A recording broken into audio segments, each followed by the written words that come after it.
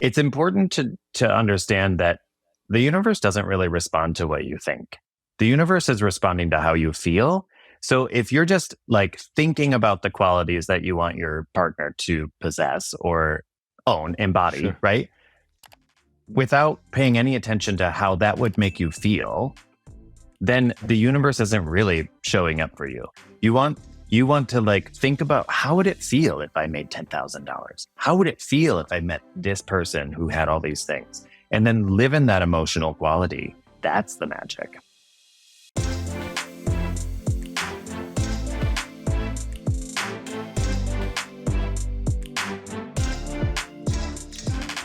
Our guest today is a visionary coach who's been igniting self-discovery and empowering individuals for over 20 years. With a background as a talented hairstylist, he has honed his skills in building more personal connections with his clients. From there, his calling was born to help others tap into their own inner power. He learned that language is a powerful tool that not only describes our experiences, but shapes them. He uses this knowledge to understand himself better. And now, as a certified coach, he's on a mission to help others do the same. Welcome to the show, Christopher Michael. Thank you. Thank you, Mike. It's great to be here. All right, brother. I am so excited to have you here. Thank you for being with us, and we're honored to have you on the show. I want people to know right out of the gates here, go to cmichaelcoaching.com to learn more about you. Got that in the show notes, and it's clickable. You're on Instagram, LinkedIn. You're crushing it on both of those platforms, and we'll make sure that people can get to you there as well. I'm ready to rock and roll. You ready? Yeah, let's do this. Yeah. So I want people they may be tuning into you, hearing your journey, your story for the first time. I know you've shared a little bit with me, but kind of intentionally left a cliffhanger when we first met. And that was just recently. So as I mentioned in the intro, you've been empowering individuals now for over 20 years. I'd love you to share that journey with us and how you got connected with that. Well, 20 years ago, I started doing hair. I'm a creative individual. So I became a hairstylist, and it didn't take long for me to realize that my favorite thing about doing hair was having conversations with different people all day long. And people will share everything with their hairstylist, right? So they tell me about their vacations, they tell me about their marital problems, they tell me about issues they have with kids or their education or their career. And I've always been a silver lining kind of guy, right? So I would just dive into these conversations and understand really what is it like for you dealing with this stuff, or what is it like for you? Like, what makes you so excited about this vacation? And over the years, I sort of refined that, and I decided really during the pandemic, I'm already doing this thing. Like, the salon's closed down, and how do I keep doing the thing that I love with the salon being closed? So I became certified as a coach, and now I work with people to help them understand how they can use their language and use their thoughts to create the life that they really want. It's funny that we're actually recording this today because today I have an appointment to go see my hairstylist who has this really nice salon, East Aurora. And so shout out to Jennifer Long.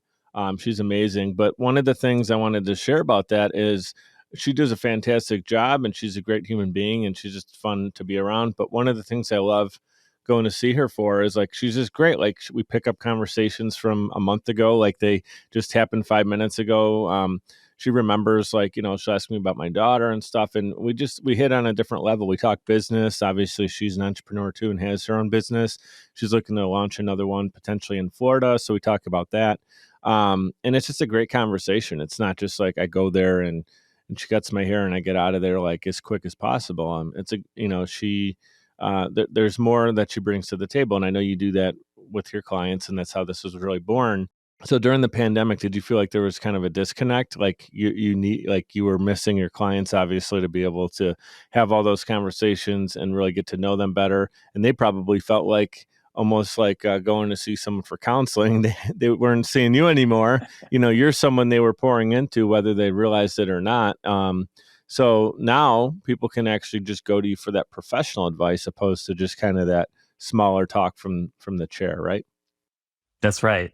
Yeah, those relate. I mean, you build strong relationships with, well, I build strong relationships with my clients, and I like to think it's the same in reverse. Was there something that you knew, like, man, I am really good at this? Or were people coming to you kind of asking for it? Like, hey, can you help us out? Or was it something that just the seed was planted in your heart and you said, I'm going to actually turn this into something that can become an actual business? And what did you do next? Go get your LLC or, your C Corp? What was your next move?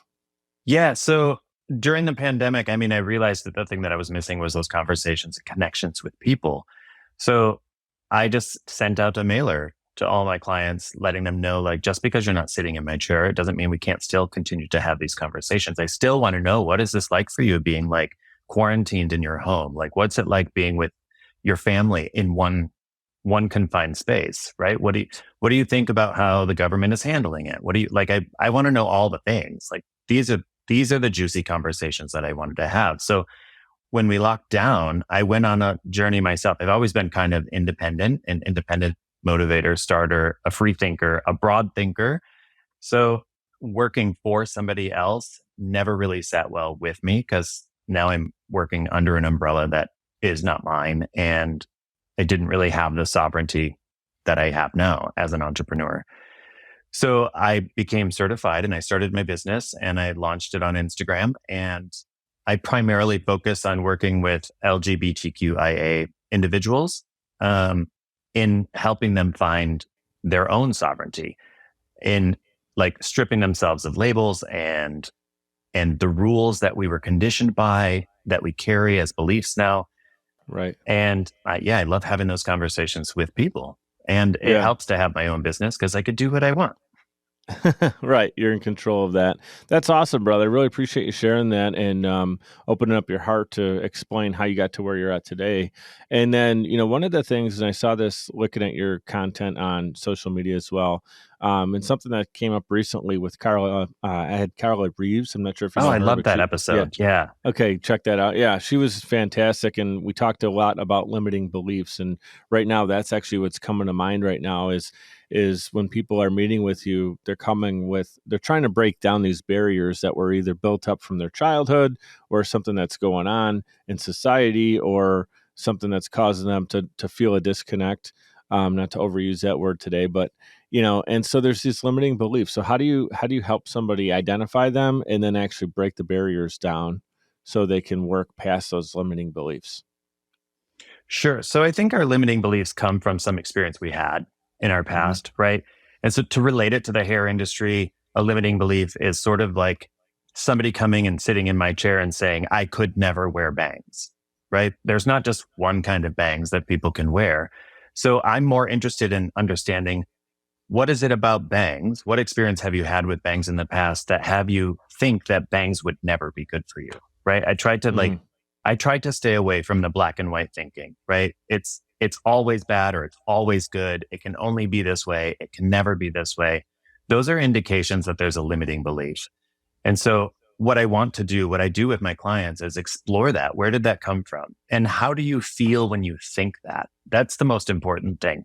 If you're thinking something is the way that it is, whether it is or isn't, right? If you believe that it is the way that it is and it can never be any other way, then I want to start poking holes at that. I want to like step them out of this bubble that they're trapped in, which is the limiting belief, to have them visualize a way that it could be by drawing a parallel or like using an analogy, right? It's sort of like saying this. And then they can start to see it because it's not inside the bubble. And when I can get their mind outside of that constraint, then a whole world opens up for them. And then it becomes easier to talk about, how is this limiting belief impacting your life right now? And so three of the things I talk about are awareness, belief, and choice. So now you're aware that you have this limiting belief. You're aware of how it makes you feel. Let's look at the belief itself. Where did it come from? Do you want to hang on to it? Are you committed to feeling this way because you believe what you believe? And if not, what choice will you then make about it to get yourself out of your own situation? Because the limiting belief, it drives us. What we believe drives our actions. And the actions that we take can either confirm, like they're designed to confirm the belief that we have. And the belief that we have is designed to keep us safe. It is the way that the world is. And if the world isn't this way, then who am I? Mm-hmm. So dealing with identity, those limiting beliefs always get in the way. And understanding, being aware of where they came from, the impact they're having on your life, and also being aware that you have the choice in any given moment to change that belief, to interrogate your own belief structure. Because most of the time our beliefs are inherited, right? Think back when you were a kid. When Right. you're a little kid and your parents say, you shouldn't do that. Don't put your elbows on the table, right? Like you should always wear this. You never wear white before Memorial Day. Like these simple rules, but they become a belief structure that we can't step out of because they were formed when we were so young. So addressing those can help you step through it. And something I saw that's right on there, I appreciate you hitting on that and taking the time to actually articulate that process. But I think, talking about whether it's childhood or society or something that people learn in school or in work, there's so many different things coming at us in our culture, right? Something our neighbors are doing, whatever it might be. It's something we see on TV, social media. But there's also language, and I've seen you, and I'm actually going to use the quote. It's you talk about language being a source of creation, and I want you to share what you mean by that. Yeah, so we kind of talked about it a little bit already. That black and white thinking, like it is always going to be this way, or it is never going to be this way. The moment you tell yourself or anybody else that this situation will always be like this, that person over there always behaves like this, you eliminate the possibility of any other possibility. So you've locked them into their bubble in your own mind. Whether that is true or not, it doesn't matter. But the moment that you say always or never, you have made a decision, and that black and white thinking prevents you from stepping out. So in the same way, on the other side of the same coin, if you change your language just a little bit to say, I notice that this person does this sometimes, then it gives you an opportunity to be like, when they do this, I feel this certain way. It's not judgmental. It's not restrictive. And so you can actually step out of your own way, and it frees other people up to be themselves. So using language, Brene Brown talks about this all the time, right? Our emotions, our language doesn't, like the quote that you said, our language doesn't just describe our experiences, it shapes them. So the moment you say, I'm always late, or I'm depressed, or take an adjective, right? Take an emotion. Your body actually has a physiological response to your language. So you've the other word is the word yourself. can't. The word can't, I try to Can't. eliminate. And I've taught my daughter to eliminate that too. Yeah, that's a great one. The moment you say you can, you stop even trying. And so then it becomes a self-fulfilling prophecy that you never will because you believe you can't. So I find it very, very fascinating when I have conversations with people in the salon, they will talk about the way things are at work or the way things are at home. And I can hear the disempowerment in the conversation, where they are on which side of that conversation. And it gives me a clue to what they believe about themselves in that situation and what they're able to do, what they choose to do, like whether they believe that they're enough, whether they believe that they're lovable, because the world is coming at them. They describe their experience as if it's happening outside of them, to them, instead of just the lens they view it through. Right. Remembering that we are the character in our own story. Instead of explaining that it we're third writing person, ourselves. it's first person. The reason I really am happy to have you on the show is, these are things that sometimes just get put into the category of obviously language is important and self-talk is important. Obviously, our situations and culture and things can impact how we feel and can potentially make us negative. But it's like, if we don't sit here and actually talk it through, how do we address it? And I really want this episode to be helpful to anybody who, including myself as your first audience member today, just get these reminders again to put these small things into practice, because they're really huge things, monumental things in the way we shape our thinking and shift our thinking And so we can then go and be the best versions of ourselves, and then we can actually serve and help Mhm. others. And I feel like that's our responsibility. And when we're not really doing that and really like functioning at our full capacity, we're actually doing a disservice, and we're not living up to our capabilities. And that's actually a shame, because I feel like we're put on this planet to do so many incredible things, and we have the ability to. Most of us do, physically, mentally, have the capabilities to, and we kind of just coast through life. And I say we very super generally, right there. Just Sure. The royal we.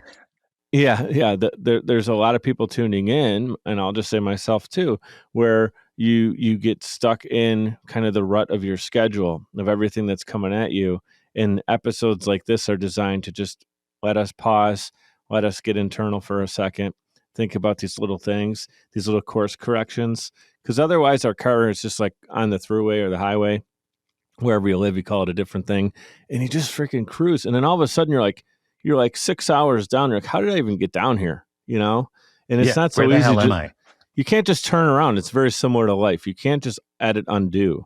You got to kind of like loop around. And when you're doing all that, you're like learning from that experience, right? It's a learned experience. So Sure.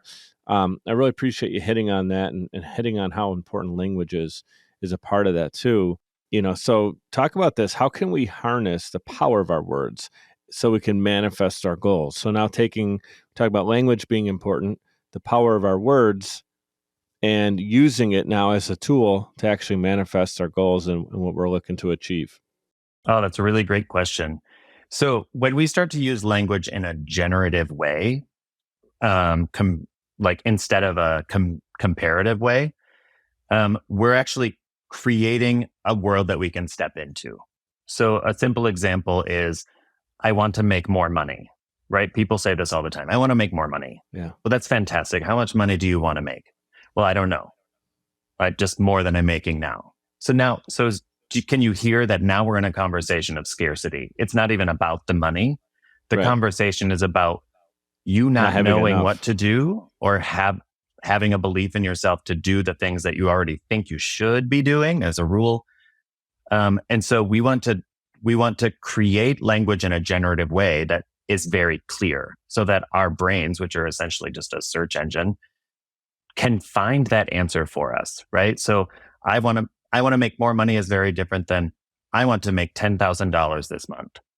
Mm-hmm. That's very clear, right? Great. So what is it going to take to make more money? If you make $5, but you're really feeling like I really want to make 10,000, $5, even though it's true that you made more money, isn't going to satisfy the belief that you have about making more money. So clarity is really essential when you're using language. And to move away from comparative language. More means not enough. Less than, like, I don't want to do this anymore, just kind of talks about the thing that you don't want instead of talking about the thing that you do want. So I hear this a lot when I work with people, is when I say, what is it that you really want? They're like, well, I don't want this. It's very clear to them the things that they don't want, right? But that's not even the question. So I get what you don't want. If you don't want that, then what do you want instead? So start talking about the things that you do want, the things that you do want to accomplish, the amount of money specifically that you'd like to make, and by when, because that puts a framework around the desire. Yeah, it's essentially like telling someone, hey, we're meeting for dinner tonight, and it's at a restaurant downtown. A what? A restaurant Great. downtown? Like, how am I going to get there? Well, that's what I want. I'm hungry and I want a really nice restaurant. I'm not even going to tell you what kind of food I want. I just want a really nice restaurant downtown in the city. You're like, no. Mhm. But if you're like, hey, we're going to go to, XYZ restaurant, and it's at 123 Main Street. We're going to meet there at 7:30. What are the chances that someone's going to get there somewhat close to that time, or even early, or on time?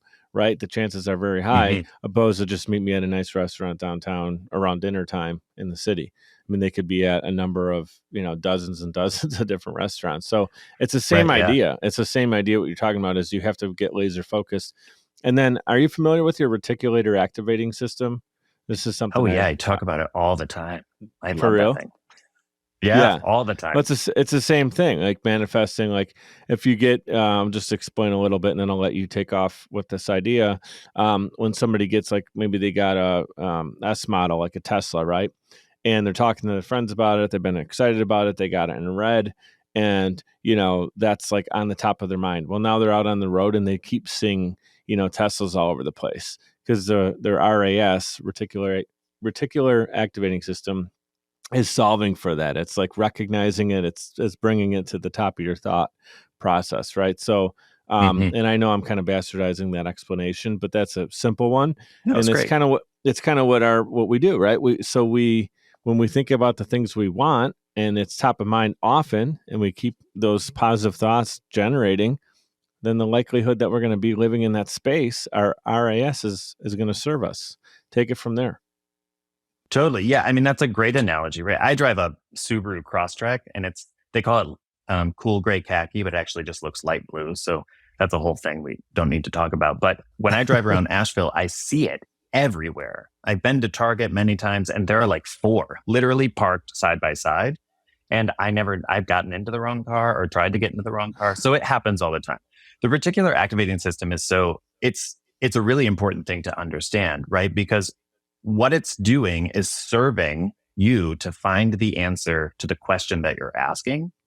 And a lot of times people, instead of asking the question, what do I need to do to have the thing I want?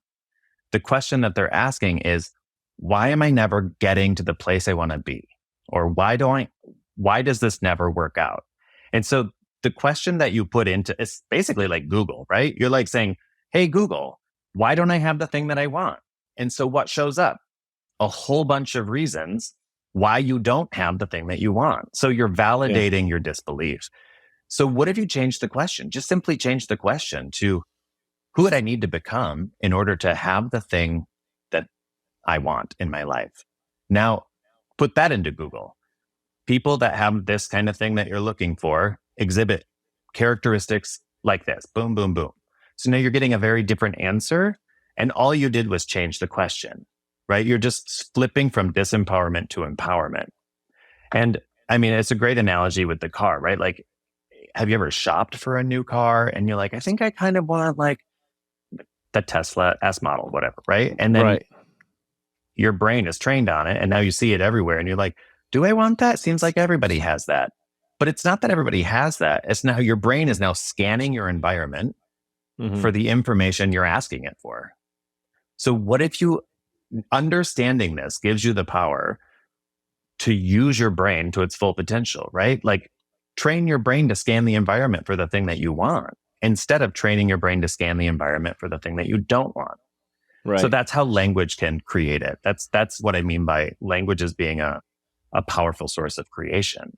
Right. Something else I learned too is like in a relationship, I'm currently single, and there's certain frames of mind I'm in. I'm in business mode. I'm in, maybe I'm going to like start dating mode, whatever it is. Right. And, you think, well, this is kind of, I'm identifying in my head, just like we're talking about with the RAS, someone that I'd be interested in dating. This is what she looks like. This is, color of her hair, her style, what she's interested in, all this stuff. And you can kind of like picture it in your head, right? When you're thinking about someone you'd be interested in meeting. And it's like, okay, cool. I'm just going to try to manifest that. Well, no, you actually have to be resonating at the level that like, who would that person want to meet and fall in love with and be interested in, right? And if you're not resonating at that, then here's that word again, disconnect, right? So I want to make sure we hit on that it's also important for us to make sure that we're resonating at a level that's going to allow that to come into our life. And whether that's a person or a thing, not just sitting there saying, I want the Tesla and it's just going to show up in my driveway. It's like, as you're thinking these positive things and you're doing the work and it's coming to fruition, it starts to kind of solve. It's like you have to go through the journey. You don't just get to the end of the story by just fast forwarding through it and then hoping that there's this bag of money at the end of it. So I think it's really important for us to explain that side of it too. Something, I know we're super late to the break, but remember earlier you said it's my business so I could do what I want. Well, it's my show. It's my podcast. I could do what I want. So we're late to the break, but no problem. There's something I recently saw on YouTube, so it's got to be true. No, but I did a little bit more research to make sure that this wasn't just some woo-woo stuff, but it's totally on point with what we're talking about in this conversation. It just keeps popping up in my head as we're talking. I wish I wrote down or remembered the name of the scientist or the person who did this. I believe they were from Japan. You maybe know what I'm already going to talk about. The jugs of water. Have you ever seen this? The tests with the words on different jugs of water that were put throughout his property. So check this out, right? Talk about how important words are and what we tell ourselves and how it makes us feel. There's actually science behind it. It's not just a mental thing. There's actually science going into our body language and what we feel. And so if I can find the links to this too, I'll even put it in the show notes for anyone who's interested. Yeah, I would love to watch it. Essentially, Chris, what this guy does is he puts different words on different jugs of water. Love, affection, gratitude, hate, despair, rude, whatever. And so they're all over different, they're not close together. One might be in the garage, one might be behind the shed and on his property, one might be in the kitchen, one's in the bedroom. And he goes to these different jugs of water, and based on the word that's on it, he talks to the jug in that tone, but you can't just do it. You have to actually feel like you're talking to someone and you're upset. So the one that says like despair, you talk like, oh, I can't believe that this person did this. And did you hear what Sally said? And it's kind of the negative Nelly jar. The love one is, oh my God, I love you so much. I'm so glad that you're here. I'm so glad we get this time together today. And as they talked, the water, actually, they took the jugs of water and they froze it. And the ones where he spoke positively to it had beautiful crystals. They literally looked like pieces of art, how beautiful they were, like the perfect snowflake, right? You can picture this. Mm-hmm. And then the one that had all the negative energy, and there were a few of them, actually had brown soot in the ice. When it was frozen, it had this sludge. That's happening inside. We're made up of 70+% of water, right? And so imagine what's actually happening. That's why, if our body's not functioning properly, I don't know, I'm saying half, but there's a percentage of that that's actually in our control. And it's super interesting. So I'm going to see if I can find that study and I'll share it. But curious on your thoughts on that. Yeah. So I have heard of this study. I haven't seen the YouTube video. And it is interesting because I was thinking about this right before you brought it up when you said I'm single and I'm thinking about the kind of partner that I want. Yeah. It's important to understand that the universe doesn't really respond to what you think. The universe is responding to how you feel. So if you're just like thinking about the qualities that you want your partner to possess or own, embody, sure, right? Without paying any attention to how that would make you feel, then the universe isn't really showing up for you. You want to like think about, how would it feel if I made $10,000? How would it feel if I met this person who had all these things? And then live in that emotional quality. That's how you're attracting the energy. That's the resonance. It's not your thoughts. Your thoughts aren't resonating. Your thoughts are they're just a dialogue that's never going to stop, right? Noticing how you feel about it. That's the magic. Bam. Mic drop moment right there. And that's going to lead us into the break. So we're going to take a quick 2-minute timeout, give some love to our sponsors. We'll be right back with Christopher Michael. Podcasting is a great way to engage with your audience and stay consistently relevant. The only problem is you don't have the time or desire to produce your own show. You simply want it done for you. And that's where Social Chameleon comes in. All you need to do is press record and upload the files. We'll handle the rest. From planning, production, post-production, distribution, and digital marketing, we have you covered. We realize that times are tough and funds are tight. And Social Chameleon believes in building supportive business relationships. By clicking on the link in this promo, we'll provide you 7 free podcasting tips to get started, as well as a free 30-minute online consultation. This is the perfect opportunity for entrepreneurs, keynote speakers, industry experts, influencers, and anybody who has a personal brand. With Social Chameleon, we help you build a brand that is out of this world. We're ready and waiting, so what are you waiting for? Click on the link to get started today. Hey guys, it's Mike. I'd like to give a proper shout out to Navigator Bookkeeping. Look, for a long time, I ran my business without really understanding the full financial picture. I used my gut and my bank account balance to make decisions, which led to some poor choices and constant stress over my business's finances. I knew something needed to change. At the beginning of 2021, I made a decision that helped pave a more clear path for my business. I started working with Navigator Bookkeeping. Since then, my bookkeeping has been handled for me. I now understand the full financial story of my business, making important financial decisions much easier now, and it helps me plan for where my business is going. I highly recommend giving Navigator Bookkeeping an opportunity to help your business. Check them out at navigatingyourbooks.com. Again, that's navigatingyourbooks.com. It's time to know the full financial story of your business. All right, we're back in action with Christopher Michael. And remember, you can connect with him on social media. I got that in the show notes for you. Clickable. His website's there as well. Delivering so much great information. Things that's applicable. The reason I really am happy to have Christopher on is these are things that are applicable to you. It doesn't matter what your story is, what your journey is. If you're already close to where you want to be in life and you want to apply these things, beautiful. If you're really struggling in the moment, these are great things that you can apply. And I recommend that you spend the time to do so.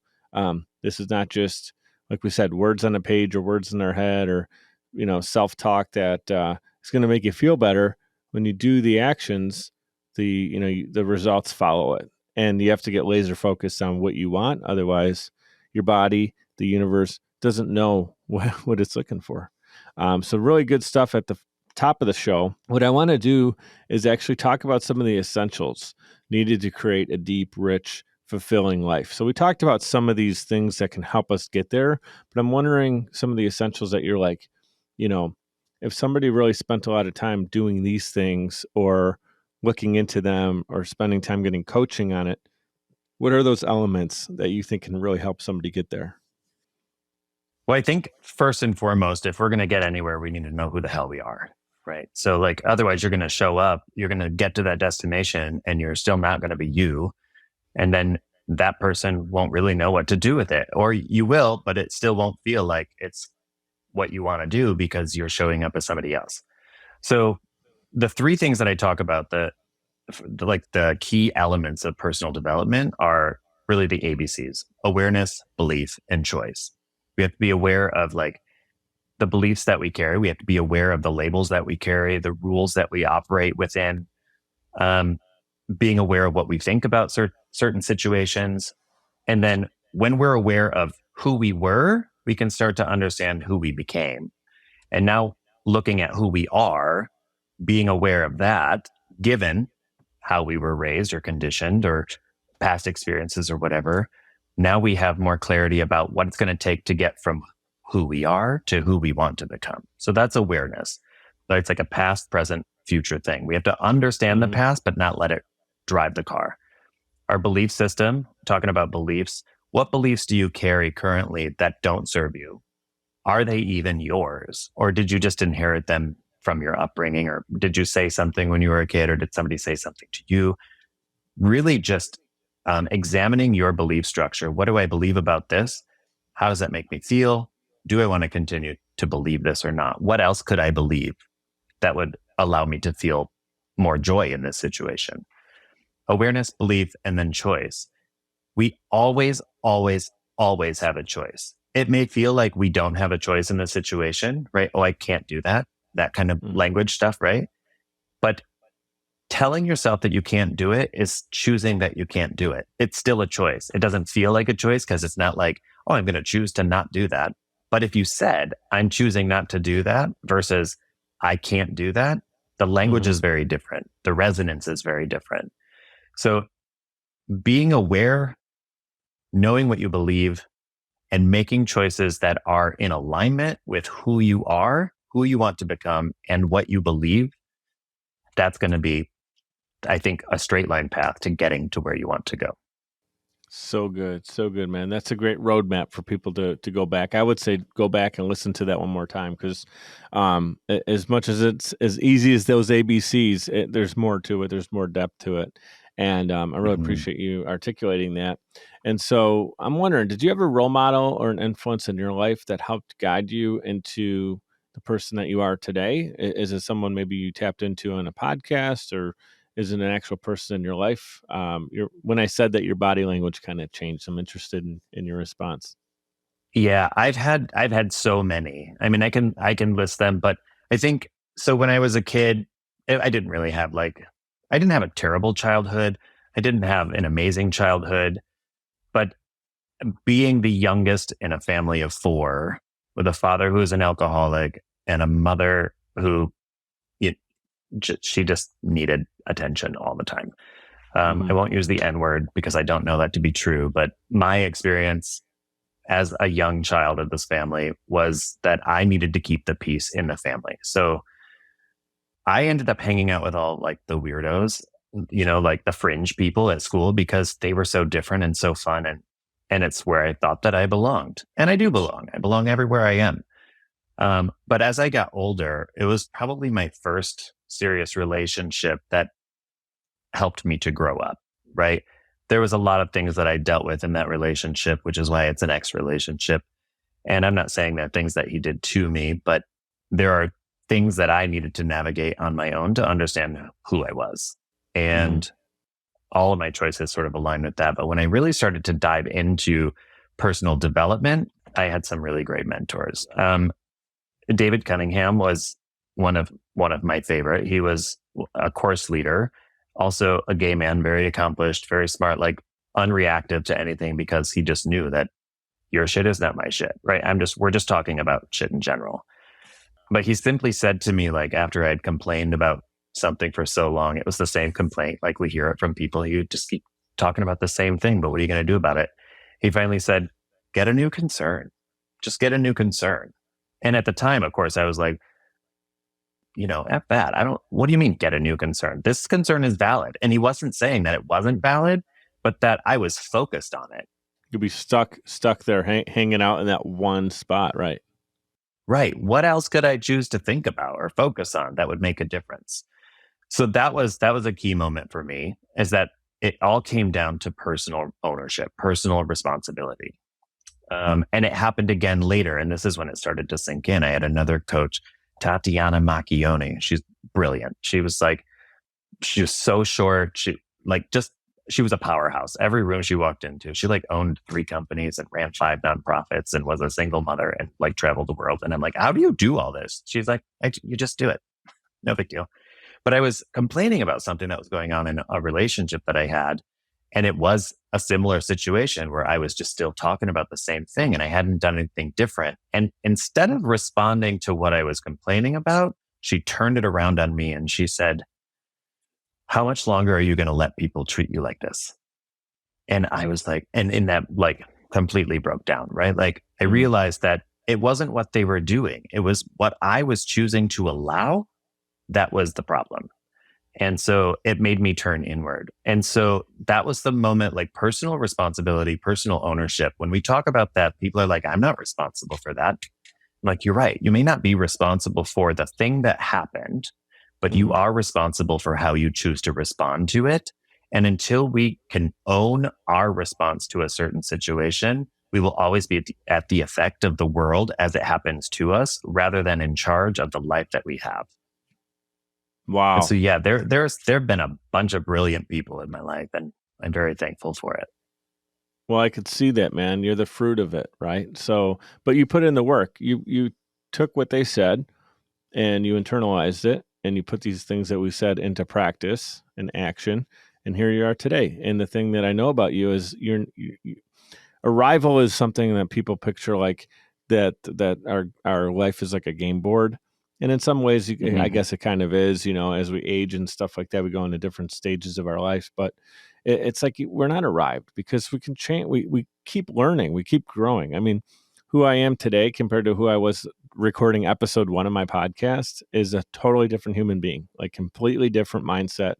Things I've learned on this show, talking to people like you, that I apply some of the stuff, some of it I struggle with, and I have to go back and learn. And I'm human, and part of why I love doing this is I get to just open up about it and share my walk. Like, there's things I still struggle with that I've gotten help with. And then even today, when you just said that last segment right there, about how we have to take our own personal responsibility, I'm thinking of things that I don't have right now that I'm looking to acquire in business or relationships or wealth and health and all this stuff. It's like, yeah, it ain't just going to come and knock on my door. Like, I have to take personal ownership that things I'm doing aren't working.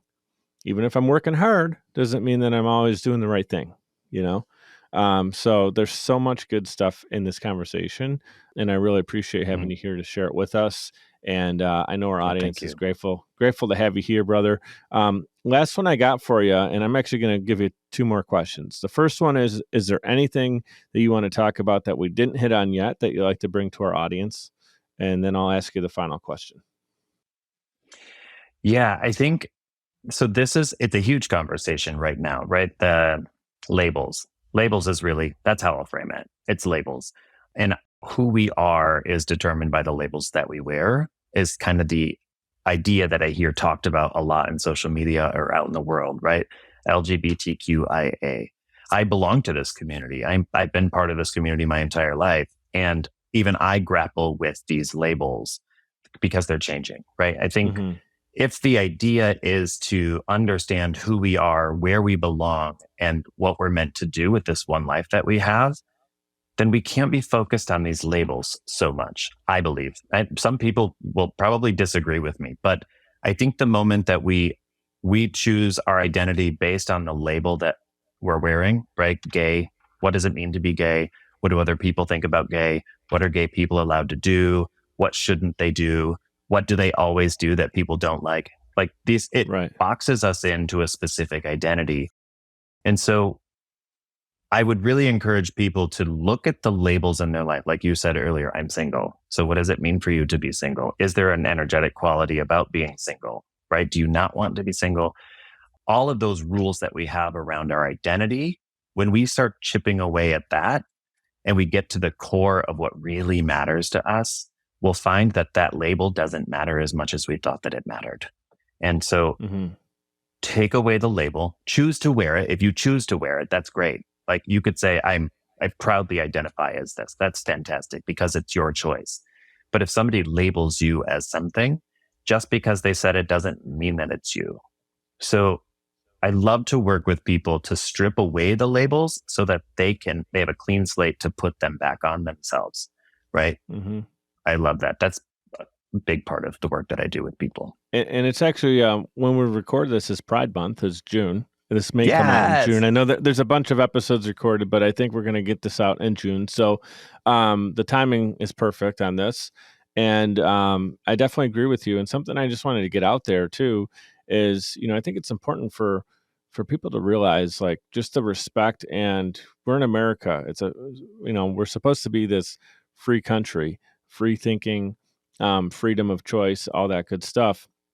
And that's why personally, and I'm a Christian, and I know that there's this whole thing could go into a different direction, but the way I look at it is, we all do have our own choice, and I believe that it's okay for us to make those choices, and we should have the freedom to make those choices in those labels and choices in whatever direction we go in. I think everybody has a choice to still be a good person within that. It doesn't change who they are. So I think what's going on, and I see so much hate, like I go on Twitter and I can't even look at it because there's so much hate with people hating on a particular group of people. And a lot of now this Pride Month is like started, it kind of refueled it. Right. And it breaks my heart to see it because it's just, I feel like we're going so backwards. But the thing that I just wanted to get out on the show, just to explain it, and hopefully this can help some people, is like, even if you don't agree with someone's choice, like, to just have the respect to at least allow them, like, they can make this choice. We're in America. Nobody's holding a gun to their head. They can make the choice. You don't necessarily have to like it or dislike it or whatever, like, but just be respectful to that person. And then understand that there's people who are straight, who are horrible people and do terrible things. And one bad person doesn't make every straight person a terrible human being, and someone who's gay doesn't mean that just, oh, this person's gay, so now they did something terrible and I saw it on TV, so now all gay people are bad. Like, and I see that's what's going on. And I think, the community, I have no problem supporting it, but where I have a hard time is if some individuals in the community are doing things like some of the activities I see at the parades are like off-putting. But it would be the same as if it was a parade, just a regular parade for 4th of July, and someone was doing some crazy act, a guy and a girl on a float. That's not appropriate for kids to see. So, you know what I mean? So it's just like, I guess that's what I'm trying to preach is like, I'm all about supporting, everybody's individuality and go and figure yourself out. But when it gets into a different agenda is when I have a problem. And I just wanted to make sure I got that out to the audience. And like, I hope everybody kind of looks at it with that lens. What are your thoughts on that? I mean, I would agree, right? Like, we somehow collapsed this idea that what is appropriate in the presence of children is right. Like, it's the same thing as like being gay is not appropriate in front of children, but that's not really what we're talking about, right? We've collapsed Right. it. So now the conversation is about being gay and it's not appropriate for children. But to your point, when you see certain behaviors in any community in front of children, that is the issue. So take issue with the issue rather than the Exactly. community that is doing it. Because I mean, we see it in other 100%. communities as well, but we're not talking about that. Right. We're talking about it in identity politics, and I don't think that is Yeah. And appropriate. I think it's important for people of both sides to just realize that and try to focus on being better together in our differences than it is to like almost intentionally go over the line one way or intentionally go over the line the other way. And that's why there's this dichotomy and problem with it. And it's I never understood when I grew up, not to get into it, sound like a hippie or anything, but which I have no problem with, by the way, is how all these countries couldn't get along. I just remember thinking like peace seems so easy. Like my neighbor next door, he might be a Jets fan and I'm a Bills fan, but we can be peaceful and have fun and talk to each other. We live in America and Canada is our neighbor to the north, and we might not agree on all policies, but like we can be peaceful with them. It's pretty easy. Why are people in other countries, holding people hostage and terrorism? Like we're not bothering them. I don't understand why they hate us so much. And like I just didn't. I never understood it. And I think it's just because I'm such a simple thinker of like peace for everybody, and like we just love everyone. And why does it have to be more complicated than that? And then someone will say like, there's all these different issues, and there's so much more to it. And it's like, I think that's the problem. We just need to get back to being human again and realize that we all yes. bleed red, and like we want to help people out. That's it at the end of the day. Right. I mean, you said it just right there. We're all human. Like everything else is just a label, and we're seeking differences rather than similarities. And if we can relate to people for the human being that they are, acknowledge the struggle that they may or may not have had, right? And I think as far as awareness goes, we need to be responsible and be aware of any kind of privilege that we may carry. And when I talk about privilege, I'm not saying like it was given to you. We were just born into it, right? So we might not even realize that we have it. That's a huge conversation. But when we strip ourselves of all of this identity politics and just down to the core humanity of people, it doesn't matter what color your skin is. It doesn't matter your gender expression or your sexual orientation. None of that really matters. But underneath all of those labels is a human being, and that should matter to people. Yep. And when we start relating to people on the same level that we are ourselves, human beings, the conversation may change. Yeah, and it goes in what we're talking about here with like with being pride, whether it's gay, whatever it might be, or it's the same thing with race too. I feel like the same thing is going on with racism both ways, where it's like we're trying to treat everybody equal, and then it's not coming back both ways, and it's like it's just this weird thing going on right now where, like I always grew up in this very like treat everybody, the way you want to be treated and respectful and stuff like that. And I'm thankful that I learned that from my, both my family and then also like my community, my church is, I've learned that, but, it doesn't always go both ways, and it's like, I just wish that there was a way where it can go back to that simple thing of just treat people respectfully and, and really about the human being, the heartbeat inside their chest. People may have, all these negative things they're saying and thinking and acting, but at the end of the day, they have this heart beating in their chest. And it's like, man, if we can just go back to the innocence of that single heartbeat, it's, things would be so much better. And I feel like we can. And so this was, I know, different part of the conversation here, but I just hope that anyone who's listening can just think, how can I be a part of this and be help be part of the solution is what I'm trying to spit out. So, Christopher, answer this for us, and we'll put a big bow on this episode. And I really appreciate you being here, like I said, man. So think of it this way. You're the author and protagonist in your own life story, and you get to write the ending, and God willing, you continue to live a long, prosperous life. You're looking back on it, you're reflecting, and you get to define your legacy. What would that be? I would love to look back and see that there are people I haven't even met yet that I had an impact in their life in some way, right? Like people who are struggling in one area or another area, it doesn't matter. But if I can get to at least one person and have something shift for them where they have this aha moment and then their life turns out differently than what they thought that it would automatically, that would be worth it. To get people to see that they do matter, they do belong, and it's our responsibility to show up. Yeah, so good, man. I love your style because there's a lot of love and gentleness about you, and then there's also like this no nonsense, like, yeah, it's not just fluff. like it's not just gonna be like, I gotta tell you, if you don't do this stuff, it ain't gonna happen. There's like got to be a little bit of that more harsh reality to it, and I love your style, man.